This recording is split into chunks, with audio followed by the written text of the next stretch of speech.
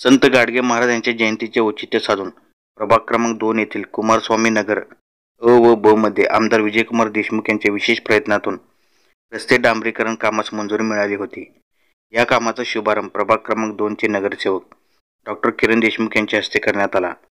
यावेळी सोलापूर कृषी उत्पन्न बाजार समितीचे संचालक बसवराज इटकळे, ज्ञानेश्वर कारभारी, शंकर शिंदे, वीरेश उंबरजे, सुनील ढोणे, आकाश बेल्याळ, साईप्रसाद पाटील, उमेश कोळेकर, इन्नू शेख, कन्नू शितोळे, भैरू कांबळे, सचिन फुलारी, आतिश आलदार यांच्यासह आदी उपस्थित होते। देशाचे पंतप्रधान नरेंद्र मोदी यांनी सबका साथ सबका विकास या दिलेल्या घोषवाक्याप्रमाणे प्रभाग क्रमांक 2 मध्ये शेवटच्या घटकापर्यंत विकास पोहोचवण्यासाठी 4ही नगरसेवक कार्यरत आहे। आमदार विजयकुमार देशमुख यांनी भरघोस निधी दिल्यामुळेच ही कामे होत असल्याची माहिती नगरसेवक किरण देशमुख यांनी दिली। आज मित्रनगरमध्ये भैरू कांबळे बोळ तसंच मुळेकर बोळ यांचं रस्त्याचं उद्घाटन करण्यात येत आहे। मागच्या अनेक वर्षापासून इथं पाणी, ड्रेनेज आणि रस्त्याची समस्या होतं। मागच्या 6 महिन्याखाली पाणी आणि ड्रेनेजचा इथलं विषय पूर्णपणे इथल्या स्थानिक आमदार विजय देशमुख मालक यांच्या निधीतनं पूर्ण करण्यात आलं। तसंच त्याला अजून वाढीव निधी रस्त्यासाठी त्यांच्याकडून देण्यात आलं। सर्वप्रथम त्यांचा आभार मानतो।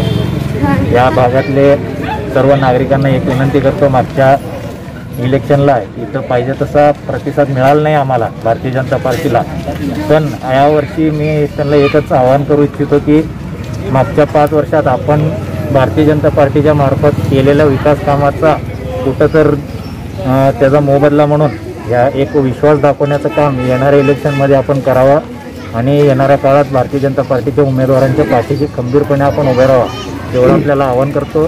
कारण माननीय पंतप्रधान नरेंद्रजी मोदींनी सबका साथ सबका विकास जे नारा दिलेला आहे त्याच अनुषंगाने इथले नगरसेवक असो, इथले स्थानिक आमदार, स्थानिक खासदार या भागात काम करत आहेत।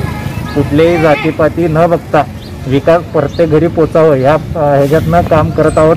आम्ही भरपूर इथं लक्ष घालून विकास काम आणण्याचा प्रयत्न केलेला आहोत। प्रभाग क्रमांक 2 मला वाटतं की सोलापूर जिल्ह्यातला सगळ्यात मोठा निधी आणण्याचं काम केलेलं आहे। त्याबद्दल आपण एवढंच विनंती करतो की येणाऱ्या काळात भारतीय जनता पार्टीच्या पाठीशी खंबीरपणे उभे राहावं एवढं बोलून माझं